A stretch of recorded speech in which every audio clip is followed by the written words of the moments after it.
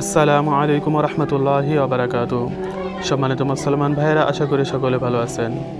আজকে এই ভিডিওর মাধ্যমে দেখব ইউটিউবে, ফেসবুকে, অনলাইনে দিন প্রচারকারী এক বোকাচোদাকে, যে নিজেকে অনেক বড় দিনের দায়ী মনে করেন, যে নিজেকে দিনের অনেক বড় রক্ষক মনে করেন, যার কারণে বড় বড় আলেম ওলামাদেরও ভুল ধরতে দ্বিধা করেন না।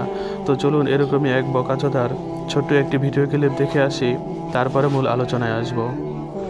প্রোফাইল পিকচার হিসেবেও নিজেদের ছবি সেভ করা জায়েজ নাই, অথচ সবাই নিজেদের ছবি ফেসবুকে প্রোফাইল পিকচার হিসেবে ইউজ করে এই নাজায়েজ কাজটি করছেন। 6 মিলিয়ন ফলোয়ার। আপনি আসলে নাস্তিক, মাদারচোদ।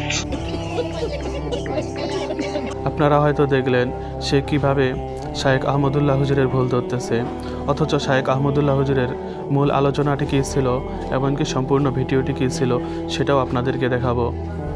ছেলেদের ছবি তো আইডেন্টিটির জন্য দেওয়া যেতে পারে, যেহেতু প্রিন্ট হওয়ার আগ পর্যন্ত অনেক আমাদের মতো ছবি তোলা জায়েজ আছে, প্রয়োজনের ভিত্তিতে একটা প্রয়োজন, আইডেন্টিটির প্রয়োজন, পরিচিতির প্রয়োজন। কিন্তু মা বোনরা প্রোফাইল পিকচার হিসাবেও নিজেদের ছবি সেট করা জায়েজ নাই, কারণ ফেসবুক এখনো বাধ্যতামূলক করেনি আপনাকে যে আপনার প্রোফাইল পিকচার দিতে হবে বা ফেসবুকে যেতে হবে, এমন কোনো ফরজ ওয়াজিব না।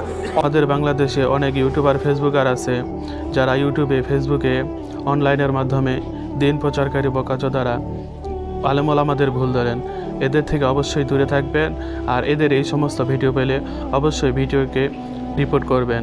ভালো থাকবেন, সুস্থ থাকবেন, এই সমস্ত বোকাচোদা থেকে দূরে থাকবেন। আসসালামু আলাইকুম রহমতুল্লাহি ওবারাকাতুহু।